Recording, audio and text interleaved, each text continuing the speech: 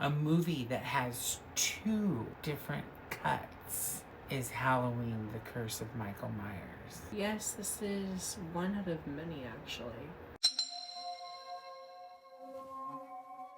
Hi, I'm Randy. And I'm Steve. Welcome to Cinema Therapy.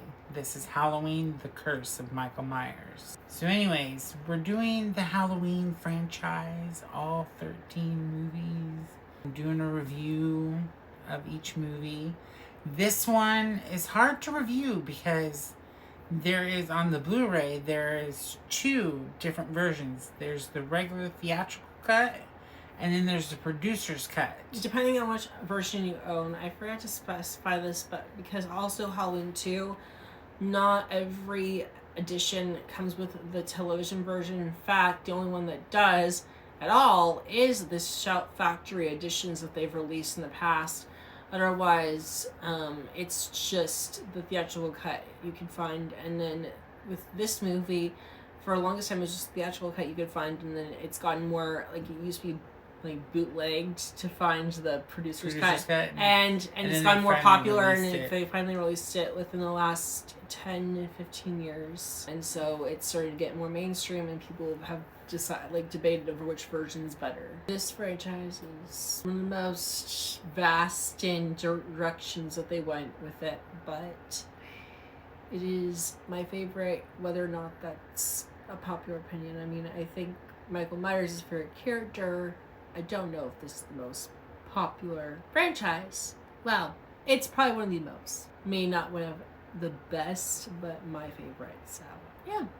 Now, I'll try to explain the regular theatrical cut if I can remember it. I'll do the producer's cut. You do producer's cut because you've seen it more. And I think you've seen the theatrical cut more. Yeah. So I've seen both. Yeah. So I'm going to say these movies because basically it deals in very different directions. The producer's cut is way different than the theatrical cut. Tonally, well, definitely tonally. It has and there's a lot more different scenes. There's some changes for sure. And a lot more. The end is completely changed in the producer's cut than it is in the theatrical cut. It's swapped. Yeah.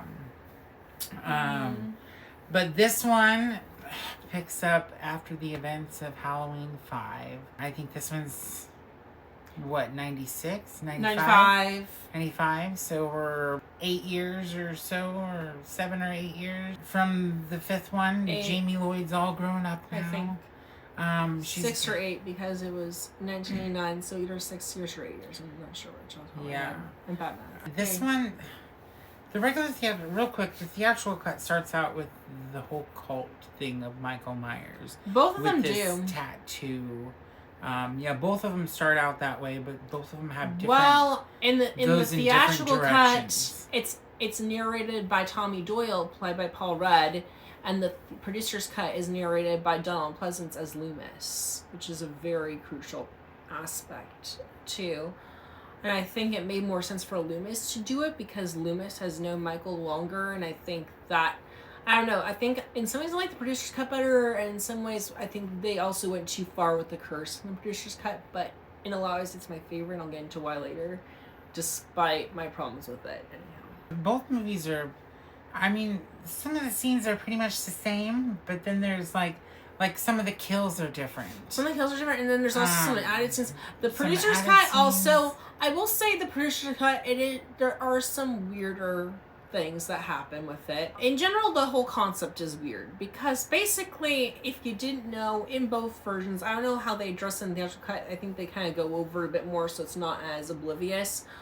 But I know in the producer's cut they say for a fact that the baby that Jamie has in this movie is Michael's baby with Jamie. Yeah, they don't. Which that's incest. So they don't talk about that in the theatrical cut. Yeah, he SAs her, so that's always weird and uncomfortable. Very weird. I don't know why they went that route. It's creepy in a way that's not horror, it's just creepy, but they went that way.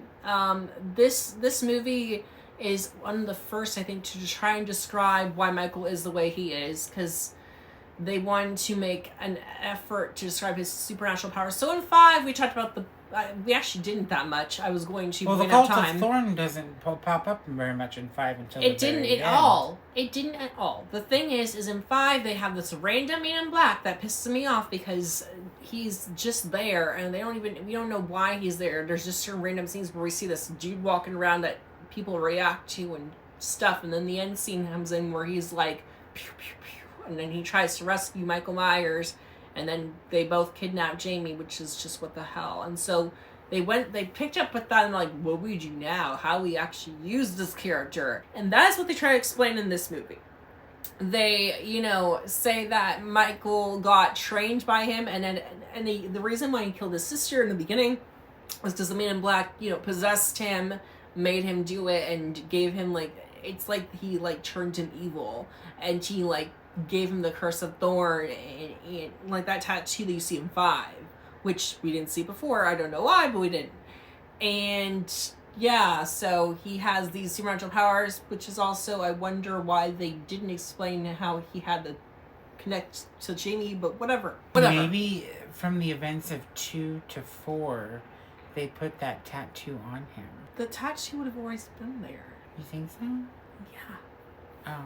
It's not really a tattoo. It's a mark. Well, they think it's more of a marking. It's not really a tattoo. They say that, I think, do they not even say it's actually something you're given when you're... It's basically a constellation and this whole thing, and all these years, Tony Doyle, played by Paul Rudd in this movie, is obsessed with this story of the Curse of Thorn and trying to research it and really into it, listening to all these podcasts, or not podcasts, I'm sorry, this is before podcasts, listening to all these, it's a podcast, these radio stations talking about him and him being the biggest serial killer and whatever. And last year we did a review on the producer's cut for Halloween Curse of Michael Myers. If you can, scroll through and see if you can find it, but that's our review on the producer's cut. Honestly, if you're a fan of this movie, which I kind of am, I like this movie. It's not bad. It's not bad.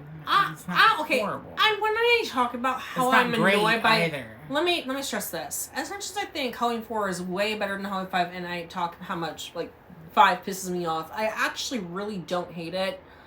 I don't think it's the worst Halloween movie. I just think 5 annoyed me for several reasons, and I just get very passionate in general about movies and stuff because I'm a passionate person. But yeah, this movie it's good, and as much as I don't think they needed to explain Michael Myers and his backstory, I think they did some decent stuff in this movie. I think the producer's cut, I like the tone better. I'm not talking about just the story and the details they added in or changed, but I think I like the tone of the movie. It felt more inspired by the original, the first few Halloween films that kind of went back to that more steady, kind of slow, gradual pacing and just all that. So I think it's an interesting movie that takes a different route, and it has an interesting place in the franchise. So yeah, if you can find both versions, the theatrical cut and the producer's cut, watch them both. Watch the theatrical cut. If you're interested, or let's just watch one. If you're interested, because it's very interesting. They're both to see different, the difference. but it starts out similar. Just you have to compare them. Be aware to if you dissect them. Like horror, hit that like and follow button. I'm Randy. Yeah, you are. Thanks for watching. See you around and see you in our next video. Take care. Bye. Bye.